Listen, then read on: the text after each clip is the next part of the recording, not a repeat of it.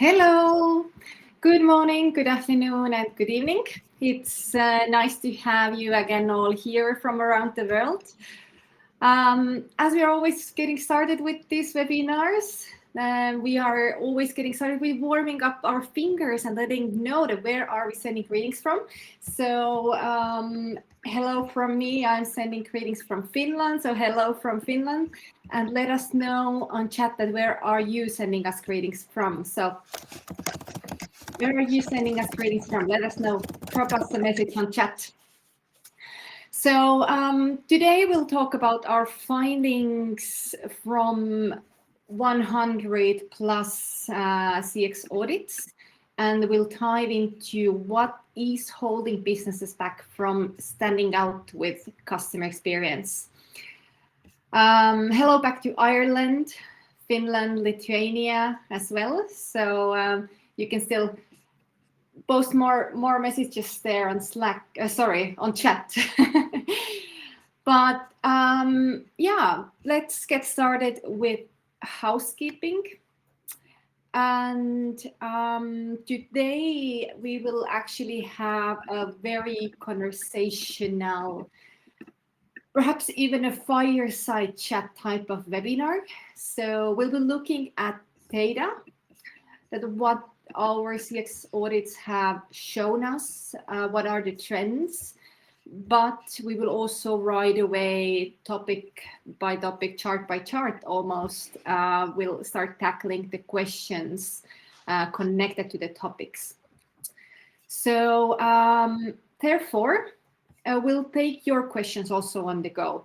So whenever you have questions, please drop your questions on the chat. I will try to take your questions on the go as we can. And also, just a reminder that as always, these webinars are recorded. So this one is also recorded so that you can share later the recording with your colleagues. And all of you will receive a recording of this webinar on email later this week. But all right, let's get to know each other a bit more. And well, many of you know me already. I'm Eveli Kaasiku. I am Chief Marketing Officer at Feedbackly, and I'm organizing webinars and educating CX professionals with webinars and other useful educational customer experience material. And today we have with us my colleague Kristian Stolt. Kristian is a Chief Operations Officer and partner at Feedbackly, and is every day working together with our customers and companies all around the world. So he definitely has great experience to share with us today. So welcome, Kristian. How are you doing today? I noticed you are also sending us greetings from Finland. We have a lot of people from Finland today, I know. Correct. Thanks, Eveli. Always nice to be here. And I can see from the attendees that some familiar names from previous webinars. So I've been also attending from time to time the webinars and speaking about different topics. Of course, today's topic is very close to my heart, and something me together with the team, we work on a daily basis with companies and feedback to customers, trying to understand the ins and outs of the CX efforts of different brands and organizations. So really excited to get to deep dive into that with you guys today. Awesome, thank you, Kristian. And well, this webinar is organized by Feedbackly.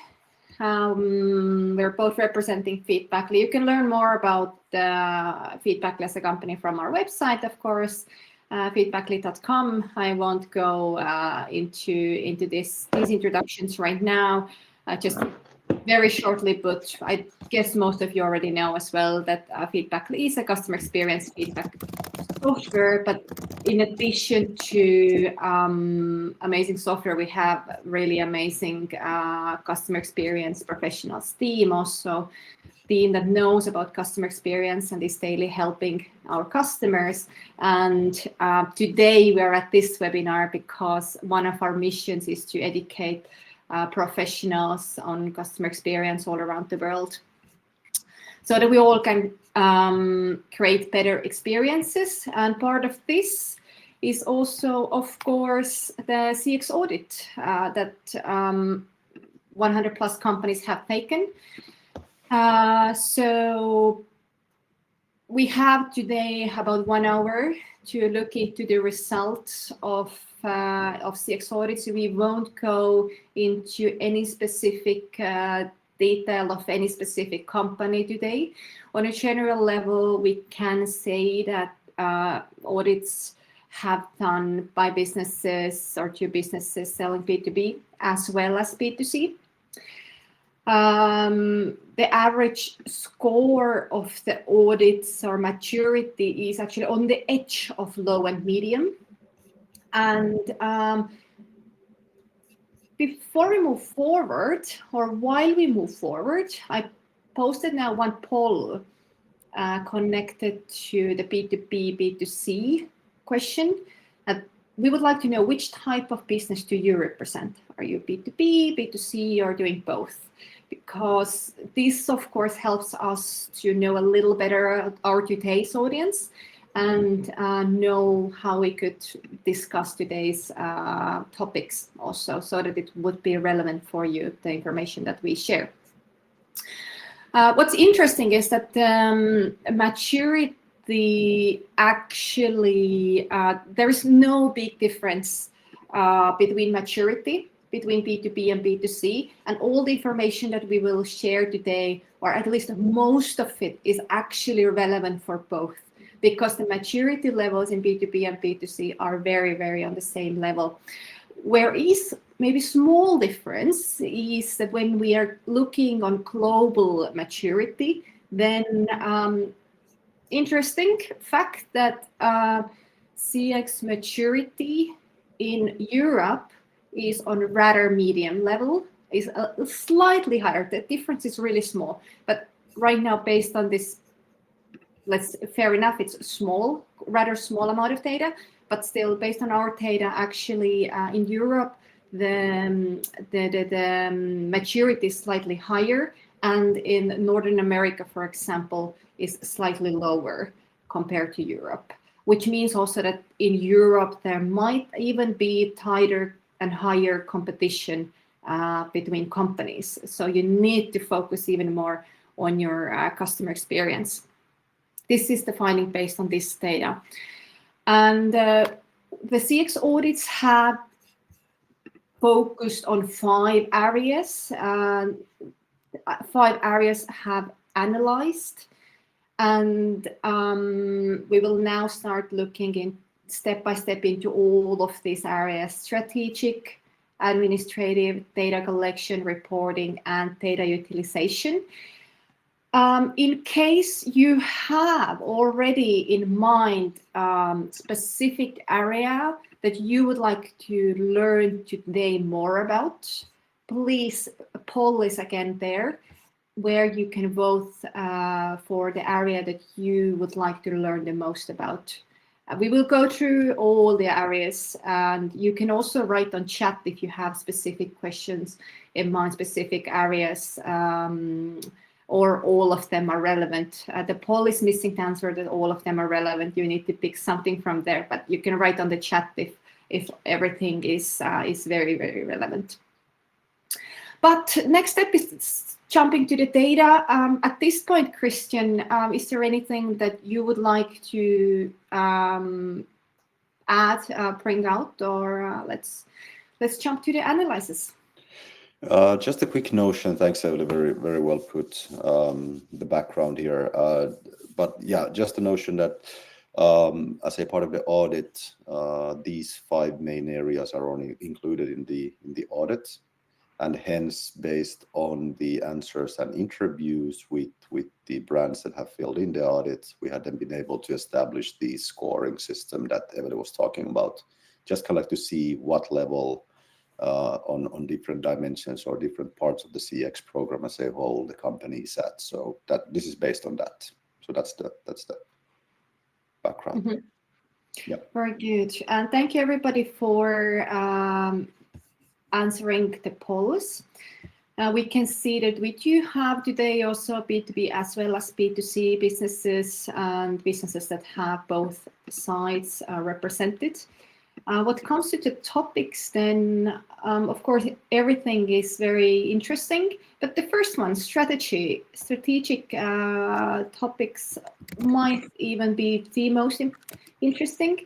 And also as we go lower to the, or like further than reporting data or data collection and data utilization, these are also so-called leading here in this poll.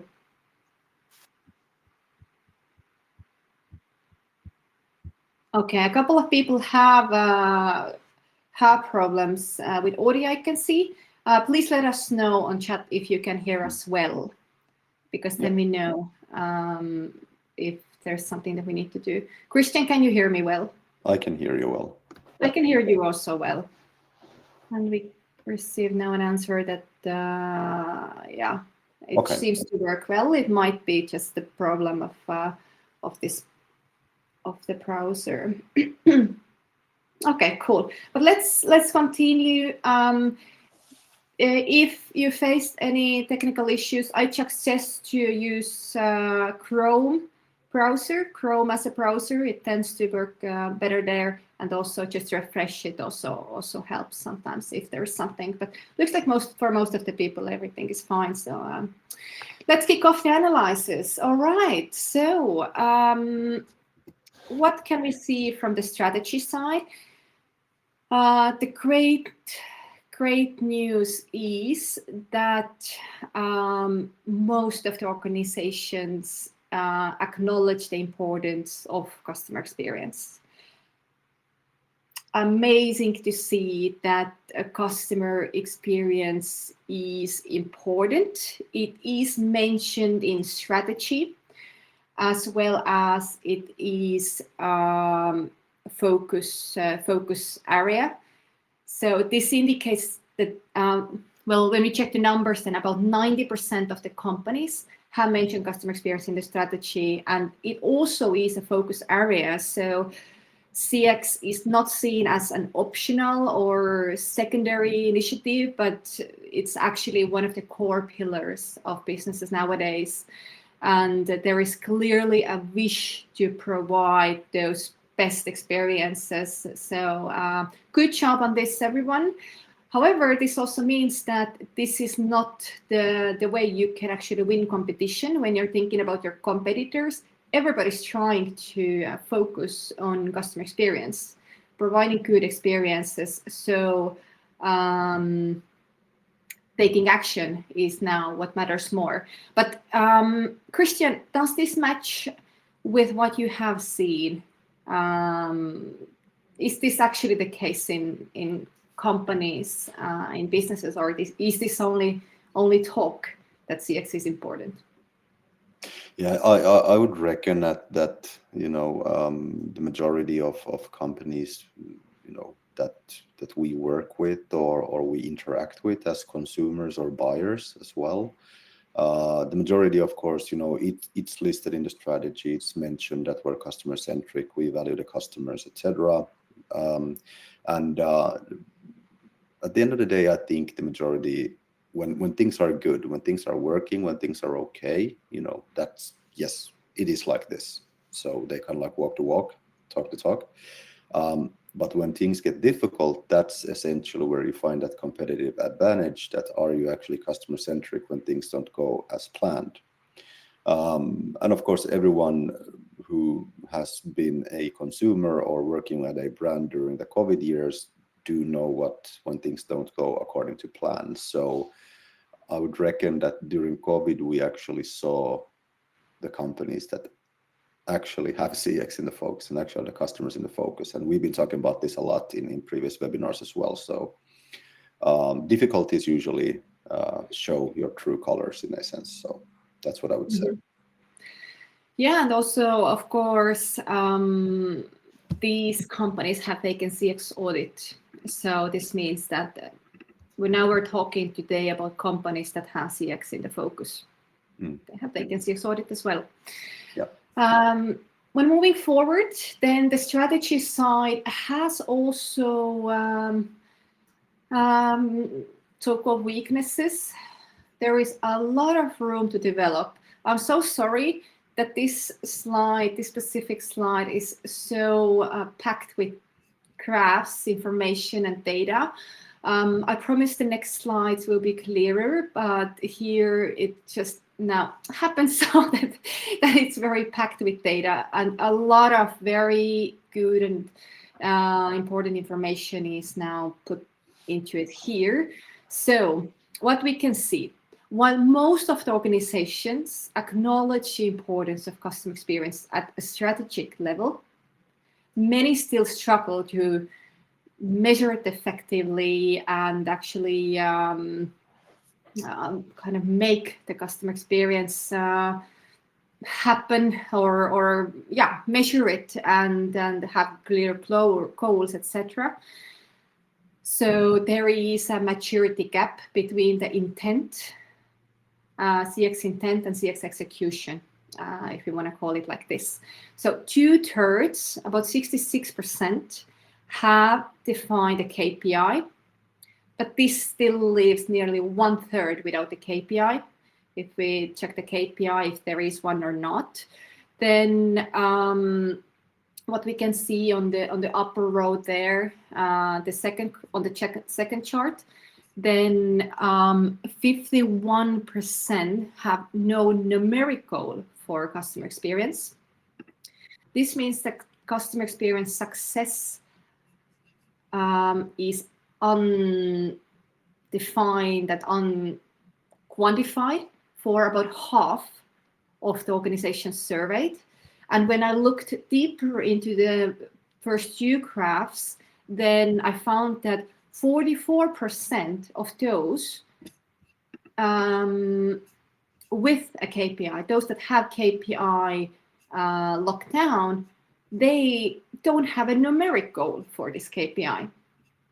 So this means the progress can't actually be objectively tracked. So here we have huge maturity gap, definitely, because CX it doesn't have measurable performance indicators.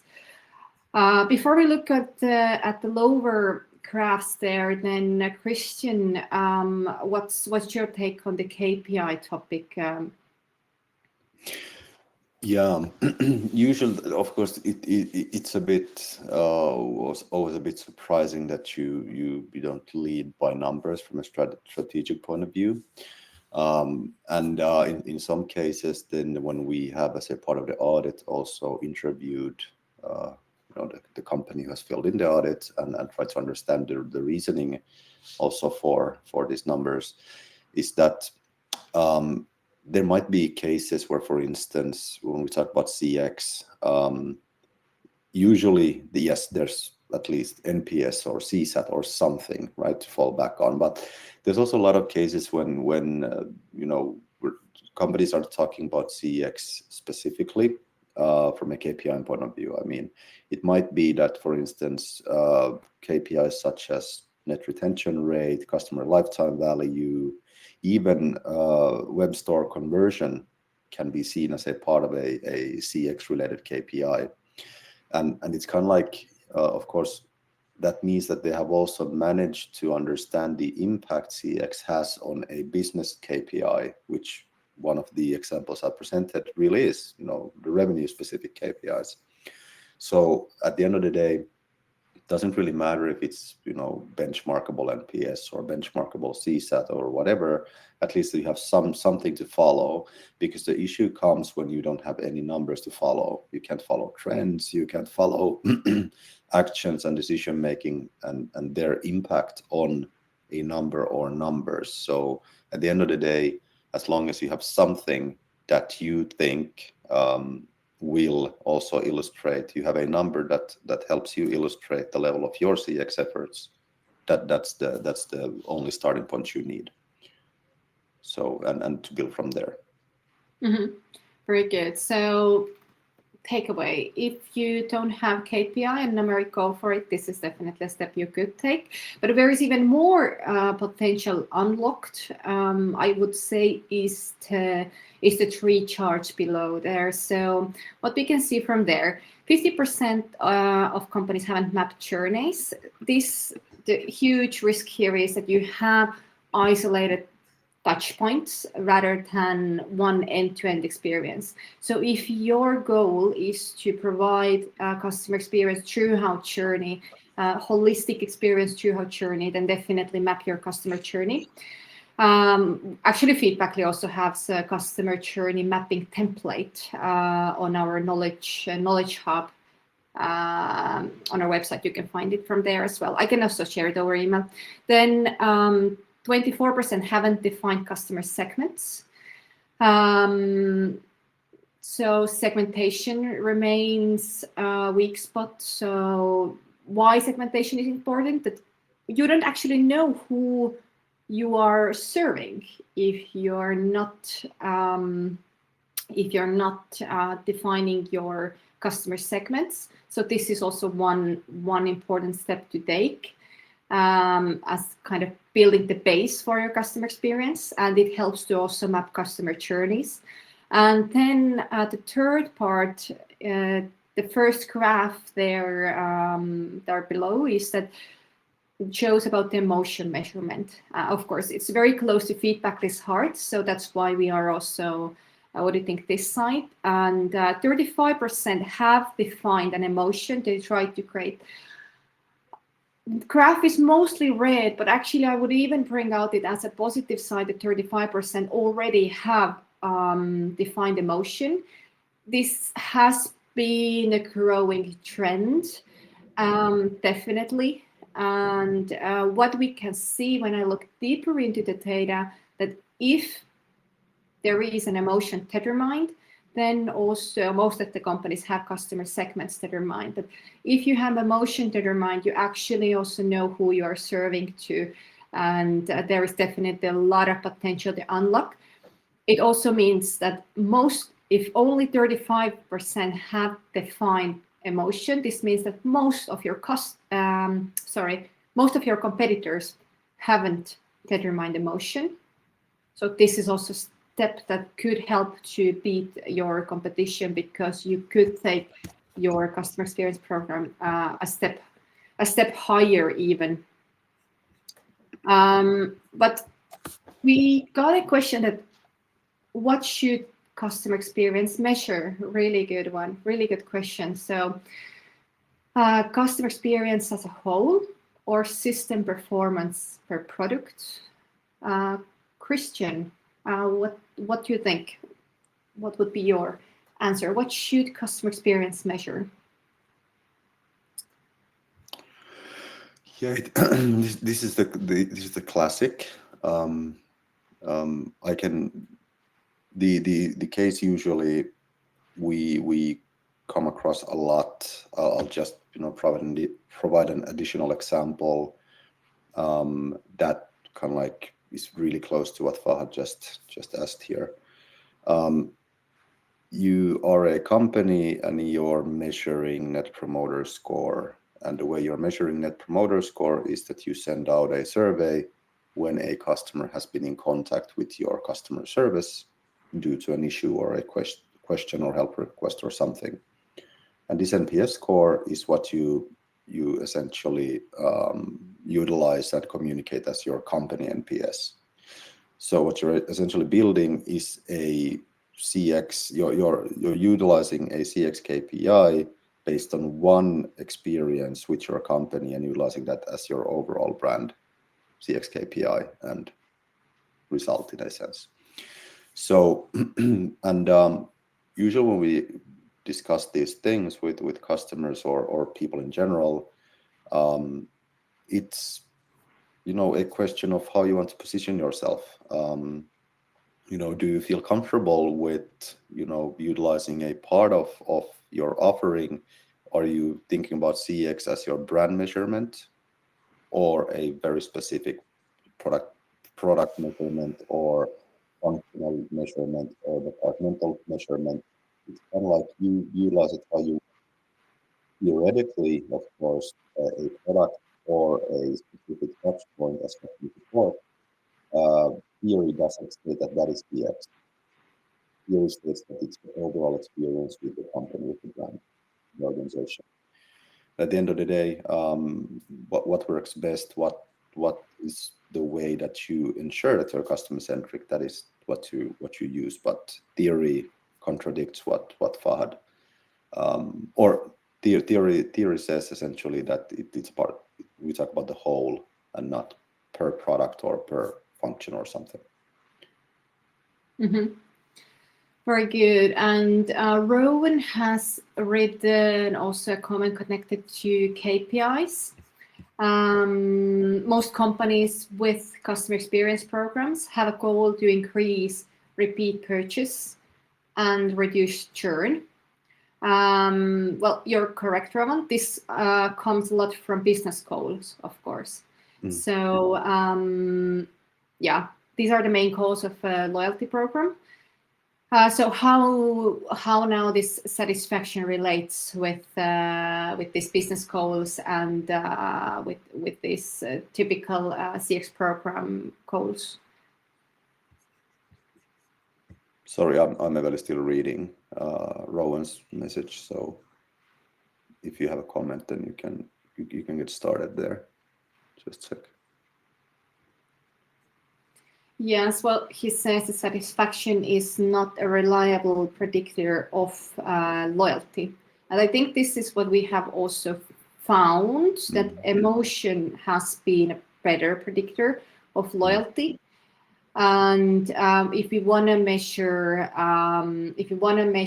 for example, web store customer experience, then we always relate this KPI, whatever is customer experience KPI. KPI is a good thing to ask because it's very short to answer, quick to answer. So you ask a emotion in a wheel, or you ask for satisfaction, and then you correlate. You get quick answers, you get more answers, and then you correlate your customers KPI with web store conversion rates, for example. And this is how this satisfaction information, I guess, is linked with business goals. Or what would you say, Kristian? How would you? Short and sweet. Yes, I agree with what Rowan is saying.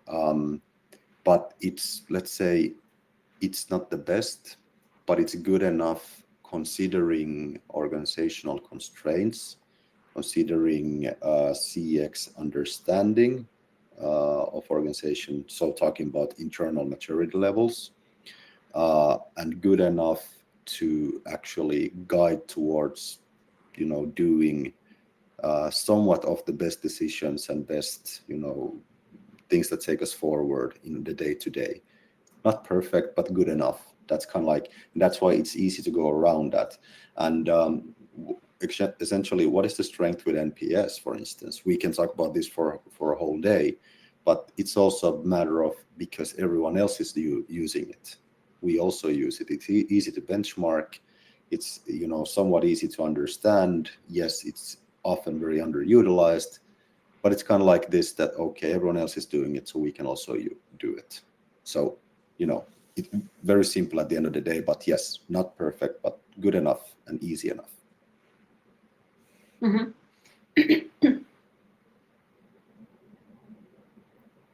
But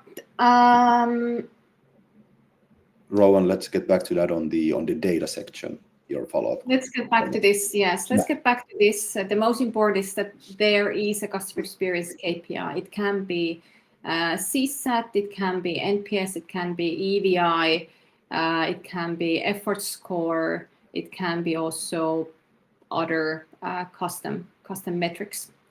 But good. Moving forward, we won't stop on. Let's not stop on the ownership part much. Shortly said, then it's super good to see that ownership question is usually solved. About 27% of businesses have identified both the person and department responsible for customer experience. So if you don't have yet either of them defined, this is definitely a step you could take to get closer to your competition. And what we also can see, I think it's really logical as well, that when we look into B2B versus B2C, then in B2C, we can see it happen more often that department is also determined. Usually person is in B2C as well as in B2B, but the department exists more often in B2C. But perhaps let's move on to the other administrative areas. Actually, we jumped right now, yes, smoothly from strategy to administrative topics. And there are also weaknesses, weaker areas in the administrative side, just like in the strategy topic we had. And while ownership of CX efforts looked on a pretty solid level based on our findings, then still budget and customer experience or employee experience educational sides have are not that on that good level, let's say so. So 54% lack a dedicated CX budget, and 64% have no customer experience or EX employee experience learning programs in place. So what do we risk here then? Well, definitely CX intentions risk remaining just so-called wish rather than actual actions, very shortly said. But Kristian, we don't let's not stop on this area, I think, also much, because people would like to hear about the next topics a bit more. I know this because data collection is still coming and data utilization as well. But very, very shortly, Kristian, what would be your suggestions or tips or takeaways based on this data? I would actually tie together to the previous one regarding ownership, because we had a couple of cases after when we went through the audit together with the brands, where, because it states that specifically assigned for CX efforts, but actually it turns out that in cases where there's ownership, CX ownership, kind of like it maybe not split up in a sense that, hey, this is budgeted for CX efforts, but it's, we are budgeting for improvements into our people or our processes or software or whatever as a part of what our customers have told us previously, for instance. It's kind of like, in there, and that way it's not kind of like its own place in the budget, but more like, it's a part of software development or personnel education or whatnot. So, wouldn't read too much into it. The main thing is that if there's ownership, there's usually also enough budget to ensure that the customer's voice is heard as well. Good. Let's move on to data collection. So what we can see in the data collection side, really good to see that 87%, so almost 90% of companies are collecting customer feedback. This is good. However, about 20% of companies lack recurring feedback collection. The number is nothing too tragical, but definitely we can see a pretty big number of companies that don't have recurring feedback collection in place. So if again you wanna think that how you can compete competition, here is definitely unlock the great potential for beating your competition, to start collecting feedback regularly, ongoingly. And Kristian, what would you say that why is this recurring feedback collection so important? I would say mainly because the world is moving so fast these days. The old days where you could come out with a biannual or annual satisfaction survey, taking 45 minutes to fill in, kind of like go through everything that has to do with your interactions with the brand. Those days are a bit, long and gone. And as the world is moving fast, we're also seeing, that if you collect on a recurring basis, on an ongoing basis, of course, you can utilize it faster. You can get those reactions, actions, and everything, almost real time. And this is where the next challenge has come in. Not today anymore, fortunately. Is that okay? I'm getting this good data. I'm getting a lot of data. I'm getting from different parts of our customer journeys or interactions with customers. But next issue comes up, what to do with the data, how to interpret it, the data, how to utilize it for day to day. And of course, we know in today's age, this is where AI comes in and really, does a lot of the grunt work and actually, helps understand the data. We're not going to talk about AI today too much, but just saying that, because there are new tools to make sure that your recurring feedback collection, your higher feedback volumes, your real-time feedback can be utilized much more efficiently with tools that are available. And that's kind of like what organizations are looking into, of course, to how can we best utilize these tools to get the value out of it.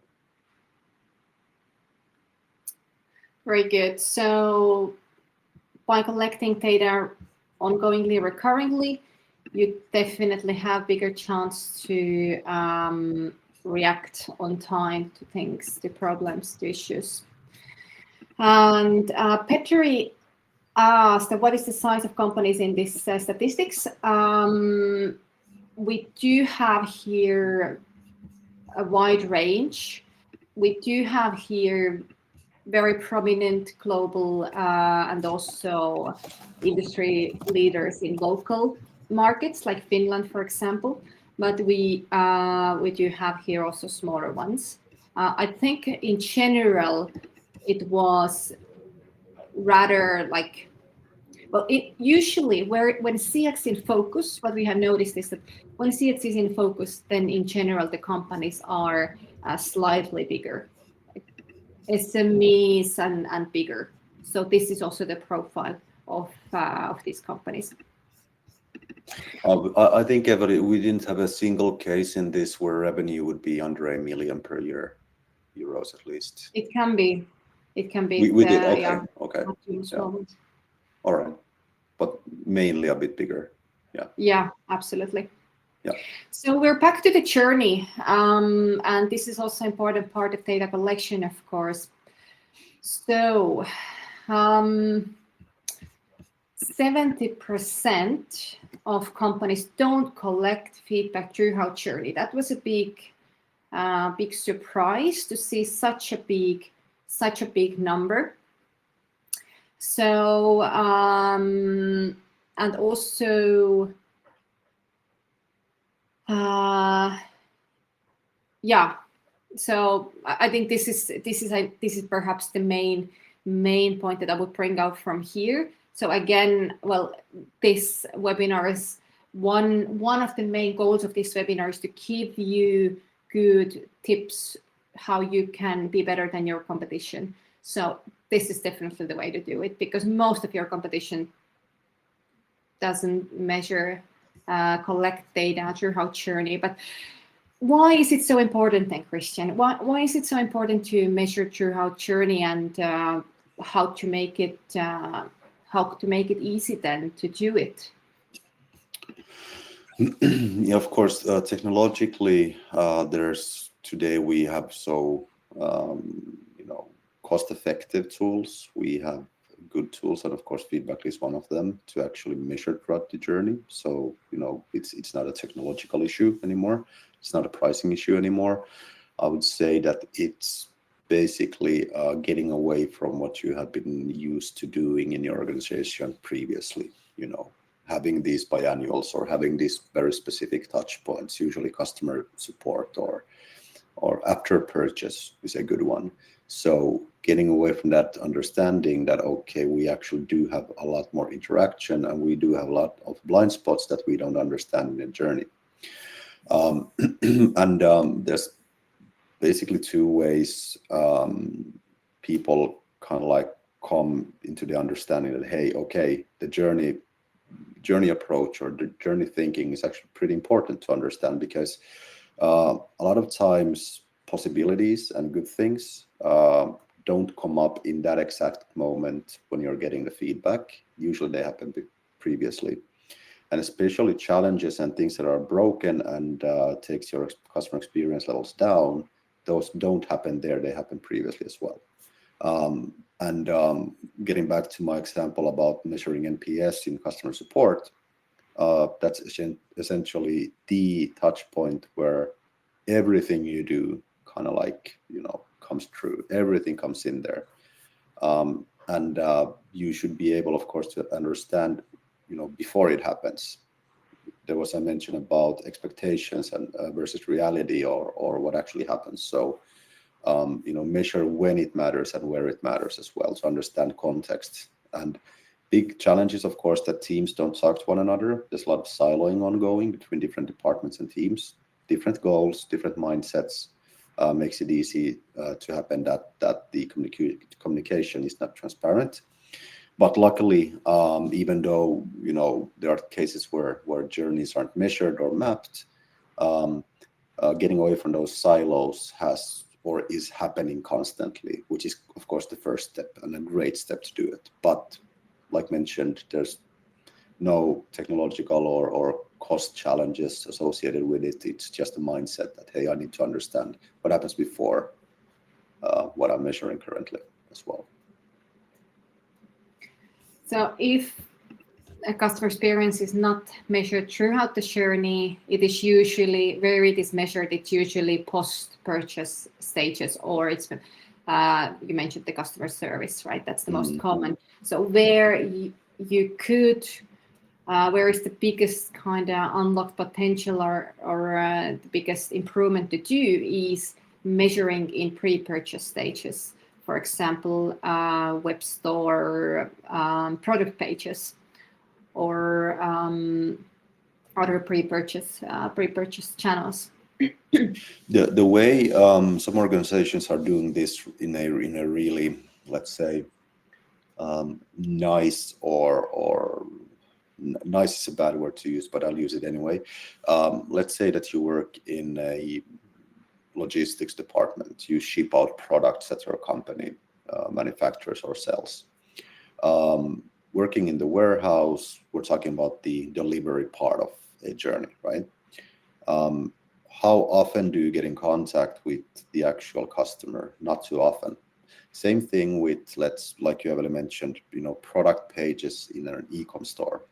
You're creating content, you're trying to optimize, what you can display there, from inventory levels to sizing and everything else. How would you otherwise get feedback from customers on, how well are you doing your job? So what customers are using is to increase that, customer-centric understanding that, hey, it's important for us also to understand, how our logistic functions work. We want to get feedback on the delivery part. How was the packaging? How was the delivery in general? Same thing with product pages. The product team or e-com team wants to get feedback on that. So you kind of you utilize it from a understanding that, hey, this is what people think about the things you do and how well you do it. And then it, of course, creates another level of engagement. Because usually it's the salespeople, it's the support people that are getting the feedback, because they're the first line contact with customers. But taking these people that are in the background there is a great way to increase that maturity as well. Mm-hmm. And this means that you unlock a great kind of sales potential if you start measuring also pre-purchase stages. You actually start understanding how to improve your conversions to the first-time purchases. Yeah. This is, we have had several webinars also on this topic, and it's super, super important. And why we have also emphasized the emotion experience measurement is that you can measure emotions also before purchase. You can't perhaps to measure emotion, or sorry, you can't measure NPS. You can't measure NPS, for example, before purchase. So that's also why this emotion experience measurement, where it also comes in connected to the journeys. But let's move on to the reporting. There was less interest on the reporting side, and after reporting, we have data utilization topics still left. So let's spend a little less time here on the reporting. But what we can see is that most organizations have reporting in place, which is good. 70% of the organizations do have reporting. But now comes the but part. But real-time visibility is still very rare. Real-time visibility is still very, very rare. 61% still lack real-time visibility to their customer feedback and customer experience data. And the gap, the difference comes in even more when we think about B2B versus B2C. Now we can see some difference between B2C versus B2B. In B2C, it's even 70% of companies that don't have real-time overview to customer data. So this is again a great way to step ahead of your competition, because most of your competition actually is not able to react on customer feedback quickly because there is no real-time data. Real-time data they could react on, or it's definitely much more difficult. And then the other side of the reporting is enrichment. Very important side, because enrichment helps us to see the impact, the CX impact, and also prioritize actions, for example, because you can see that which kind of problems have bigger impact on experience and sales, and which kind of problems have lower impact on experience and conversion rates or sales, for example.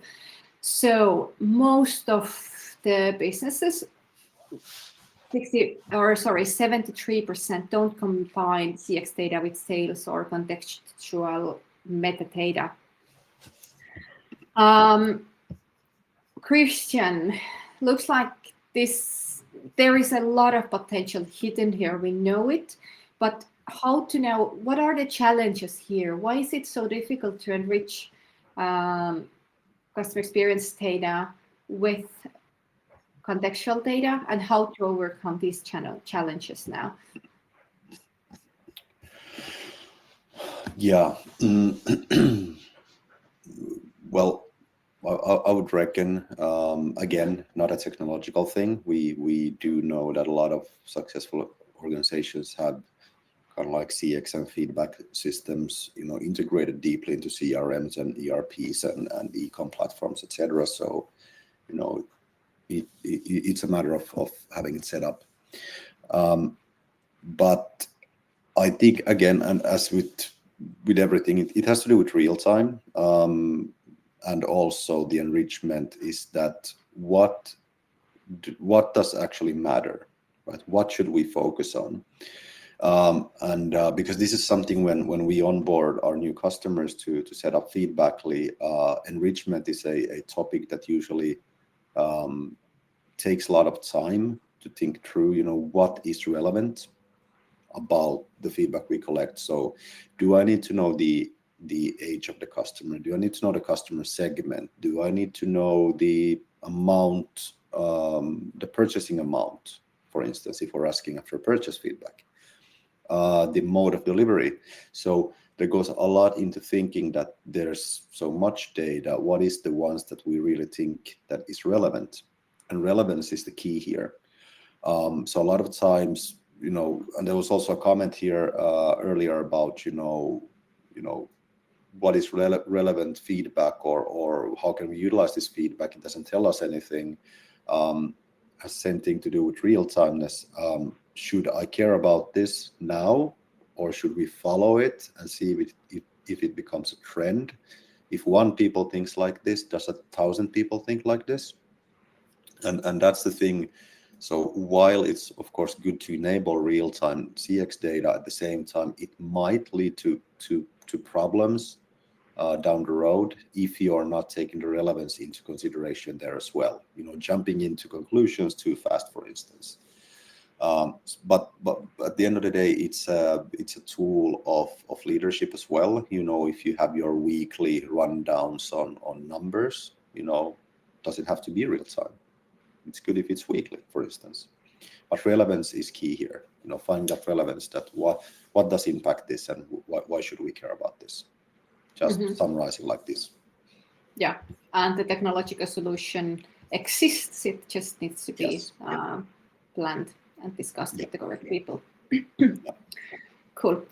Perfect.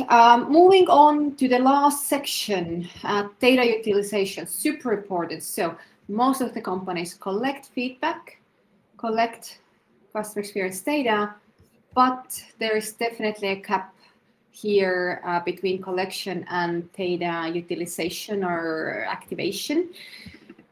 67% of organizations use CX data in decision making, but this means that roughly 1/3 still fails to turn these insights into action in decisions and results.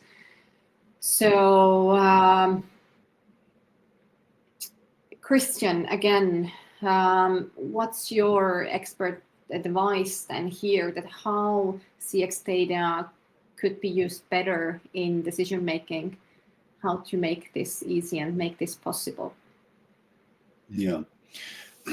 Well, having the data available is one thing, of course. Doesn't mean that we need to share everything, from every row of open feedback to everything else. It's kind of like finding that sweet spot on what you want to share. But also what very customer-centric companies that are very good at CX or things in a very specific way about the emotions or how they want to approach the customers do, is that they have a leadership model or managerial model that, let's say, on a weekly basis, they run through the numbers and also kind of like highlight the findings that their team or teams should care about. And this can be done with a team of 3 people. This can be done for the whole company or something in between.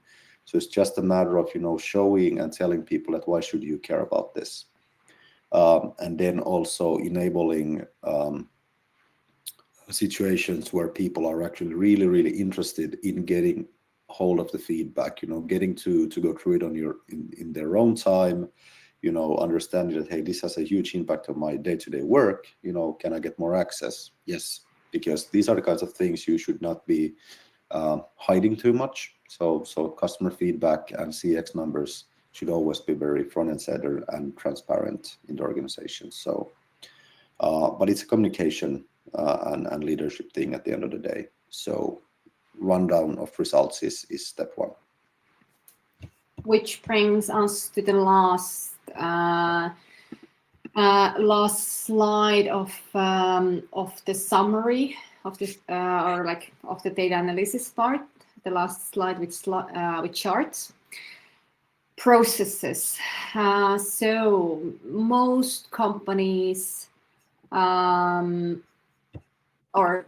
it's interesting that the left one shows that most companies, or 60%, 61% of companies, have processes in place to react on customer feedback. So reacting on customer feedback is already, it has been more of a problem in the past. Now it's much better. Still about 1/3 lack processes, which is definitely one thing that you should do in order to be able to turn feedback to results as well, or outcomes. But the right chart shows that there is no process for prioritizing actions. Most of the companies don't have a process for prioritizing actions. I believe that this one today is mostly red, but very soon the green part, which means that very soon companies start having solutions for this also more and more, because AI definitely helps us here more and more and more. But Kristian, now how to have these processes and how to turn this feedback to action? What are the challenges here, and how to overcome these challenges now? I think this this kind of like ties back up to the beginning of the strategic part and the KPIs, and also partially the budget question. In my experience, if you kind of like, first of all, measure on a recurring basis, you're getting a lot of valuable feedback, you're getting the context with the data enrichment from CRMs or e-com platforms or ticketing systems or whatnot, so you understand what has happened as a part of this feedback, who is this feedback giver, etc. So it's not anonymous, it's not a kind of like a vacuum feedback that you don't understand what has happened. But then we kind of like come to the next question. So for instance, if we would introduce this new payment method in our e-com store that 72 customers have been requesting, what is actually the return on investment there? Yes, it would most likely increase our customer effort score or EVI score or whatnot, but will it pay itself back? Will we see more revenue? Same thing, we are seeing a drop in our CSAT score during rush hours in our grocery store. Okay, if we want to increase it, we should hire more staff or be more staff during those hours, and that's the cost. How can we see that investing in more people at those hours, will it result into more sales and hence increase our CX? So these are the kind of questions that then the organizations are kind of like figuring out. Where should we actually invest in terms of what is the best bang for the buck? But what they do really well, these kind of companies, is that they're thinking that, okay, the impact this particular dimension has on our CX KPI is the highest, let's say, in the product selection or the payment methods we offer. And then they go from there, kind of like, this is how I prioritize because it has the biggest impact on this KPI that I'm using. But yes, it's not an easy task. But again, understanding the data, understanding the kind of like context is the first step to go, and pretty quickly you can start seeing differences. That okay, the best assumption is that the best ROI comes actually from this payment method instead of additional staff during peak hours, for instance. So you're getting down in that decision making tree and closer to a decision on what to do next. Mm-hmm. And when we think specifically about the process, then of course great tool that you have for analyzing your data that makes it really easy to see what points you need, or kind of where you need to improve, where are these problems that you need to fix, and shows, for example, sentiment data that helps you to prioritize the actions. Then this is definitely, I think, one important part here. It will help make your processes easy, and also, for example, We also help to, or our customers also to automated notifications based on feedback, negative feedback. Then you right away send notifications to the correct people so that action could be taken immediately based on negative feedback. So processes can also be automated. That's also one way to make it easy. This came to mind, but hey, let's sum up.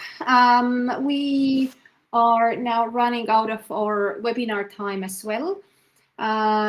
Before we sum up, then we also actually offer an opportunity to take the free CX audit. Again, if you have taken it, you can take it now again, or you, if you haven't done it, then you can take it the first time. Now you have a little bit of understanding of the competition or of what other companies do. So this CX audit definitely will provide you pretty very valuable information, but you could too. And together, or this CX audit also has a meeting in the package, so that you can get very personal advice also from our CX experts. You can grab a chance by clicking on the pop-up, and let's spend 2 minutes for the summaries. But then, yeah, we're running out of the time. Unfortunately, we can't take extra questions right now to answer during this webinar, but we will get back over email to all the people who post their questions. And of course, feel free to write us directly as well. So as summary, actually, Kristian, I would hand it over for you to make a good summary. I know that you have such a good experience, and now putting your experience together with the data that we learned today, then it would be exciting to know how would you summarize today's learnings and what would be your final best tips for the next action. Yeah, thanks. Yeah, it was a broad topic today, so of course we can deep dive into each area. Of course we would like to, but maybe later on. But at the end of the day, as we can see here, focus, understanding what we wish to achieve, what the customer is expecting to get, is step one, or realizing that we have opportunity or we have a problem. It's kind of like usually where things get started. And what we usually recommend our customers not to do is to plan out everything and making it a one-year project in terms of understanding deep down all customer journeys or all potential customer personas or all potential customer segments or all potential touch points where you want to measure and collect feedback. It helps getting going with something. And in this case, the best way, of course, is to get some data coming in, some feedback coming in. If you don't have recurring feedback collection, start with that. That's a great way to get a pulse of where your organization is. MOT, moment of truth, at first. Some people talk about critical touch points. Start with something that you don't have an understanding on right now, that you would like to get an understanding of. Start measuring, start asking whatever the KPI is, whatever the question types are, but getting going with something usually is the best thing. And everything else will fall into place after that, step by step. And it doesn't have to be super expensive either. So you can find,